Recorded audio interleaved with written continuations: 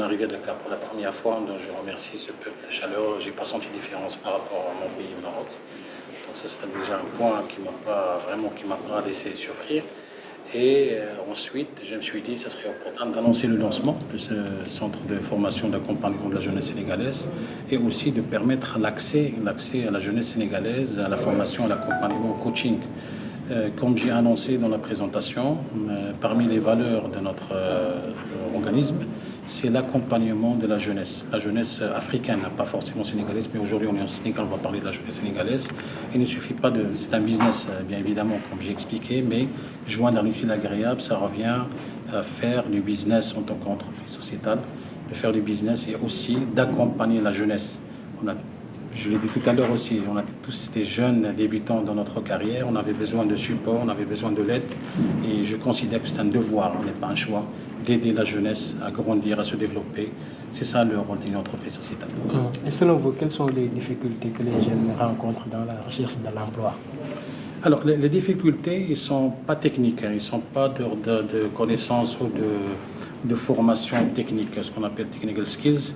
C'est plus comme ce que j'ai annoncé aux jeunes qui étaient présents aujourd'hui, c'est plus la partie comportementale, c'est-à-dire le positionnement, la contextualisation, la connaissance du marché, la connaissance du monde d'entreprise, la préparation post-emploi, c'est-à-dire durant le parcours universitaire ou de formation professionnelle.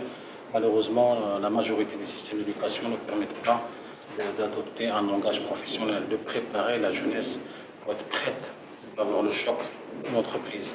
Moi, je le dis modestement parce que je travaille 25 années au sein de l'entreprise en tant que grande responsabilité, notamment la direction générale du plan multinational.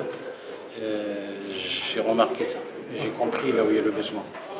Les jeunes viennent avec plein d'énergie, plein d'envie de faire les choses, mais ils ne savent pas se positionner. C'est pourquoi je me suis dit, oui, c'est un devoir citoyen, africain, surtout avec un pays frère comme le Sénégal, d'aider la jeunesse à se développer.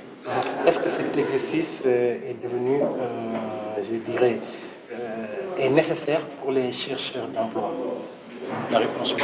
Malheureusement, je dirais plus que nécessaire, ça doit être intégré dans le parcours académique et de formation, je dirais même l'imposer par les ministères tuteurs de la formation partout. Pour préparer quelqu'un uniquement scientifiquement, lui offrir les connaissances, ce qu'on appelle les soft skills, pour pouvoir être prêt à intégrer le monde professionnel. Je pense que je peux même dire que c'est un crime, c'est uniquement on perd le temps avec la personne préparée techniquement, mais pas sur le plan comportemental. De façon globale, donc, comment faire pour résoudre la problématique de l'emploi au Sénégal ou bien en Afrique? Alors, je ne saurais pas répondre parce que je ne saurais pas résoudre la problématique de l'emploi. Par contre, je saurais vous dire modestement s'adapter à la problématique, essayer de la confronter, de la contourner. Comment on s'y prépare? Parce que j'ai dit education, training. Il faut préparer les choses. Il faut s'y préparer. Les opportunités arrivent. Notre continent, il est trop riche. Tout le monde s'oriente vers l'Afrique aujourd'hui. L'Europe, on est une pauvreté aujourd'hui. Il y a une saturation dans l'Europe. Donc tout le monde voit en Afrique maintenant que c'est un terrain qui va sauver la vie des autres continents. Donc ils viendront chez eux, ils ont commencé déjà à venir dans ces différents pays. On voit l'exemple du Maroc. C'est un pays qui a bien émergé, dans le secteur grâce aux politiques du pays certainement, et aussi parce qu'il y a un besoin dans le positionnement géographique, différents autres facteurs politiques, etc. Mais il y a de la préparation. Il y a de la préparation qui fait que quand l'opportunité arrive, on ne va pas commencer à chercher ces outils. Quand l'opportunité est là, c'est trop tard. Donc si je vous invite à s'y préparer, ça arrivera. Alors comment s'est présenté le besoin, alors que vous disiez nécessaire même de vous installer au Sénégal? Comment s'est présenté ce besoin-là C'est une longue question, pour ne pas être hypocrite avec vous. Au début, c'était intuitif. C'était de l'intuition. J'ai dit, écoute, oui, il faut que je choisisse des pays en Afrique. Et quel des pays en Afrique? La capitale de la formation. Je me suis dit deux pays. La capitale de la formation, c'est Dakar. La capitale de business, c'est Abidjan. Je me suis dit, tiens, je vais tenter ma chance. Après, quand j'ai commencé à faire la formation à distance, je me suis aperçu qu'il y a du besoin.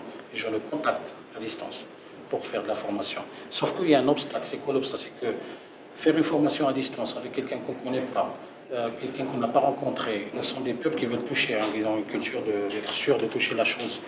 Pas virtuel. Virtuel, ça aide dans des situations de crise exceptionnelles, mais pas que ce soit un standard.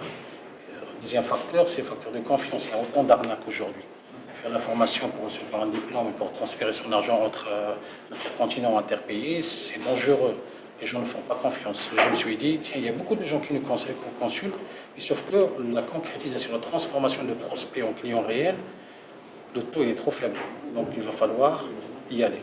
Donc j'ai pris le courage et voilà, je suis présent aujourd'hui avec beaucoup d'ambition et je suis hyper content. Je ne l'ai pas regretté de rencontrer les personnes. D'ailleurs, quand j'ai dit, le premier partenariat qui arrive, c'est avec notre partenaire à distance que j'ai rencontré, M. Ibrahima du laboratoire Métrocinab de métrologie, qui m'a fait confiance aussi. On a fait confiance mutuelle, on a échangé. Aujourd'hui, on s'est né un contrat de partenariat entre nos deux organismes pour collaborer dans le sens de la formation, métrologie, qualité, hygiène, développer des masters professionnels, des licences professionnelles. Donc on est ambitieux et je suis content de trouver la même énergie dans la jeunesse sénégalaise. Et voilà, j'espère que cette énergie sera maintenue. On va développer, Inch'Allah, une bonne Déjà, il y a tout l'engouement. Vous avez senti qu'il y a de l'engouement chez les jeunes. Pour ces 3 jours, oui, je suis très content, je resserre moi très épaté, très content de ce voyage, je ne l'ai pas regretté. Vous gagnez de l'argent aussi avec ça. Écoute, pour ne pas être hypocrite, pour le moment, non, je ne gagne pas d'argent, je m'investis. Parce qu'il faut s'investir pour gagner de l'argent.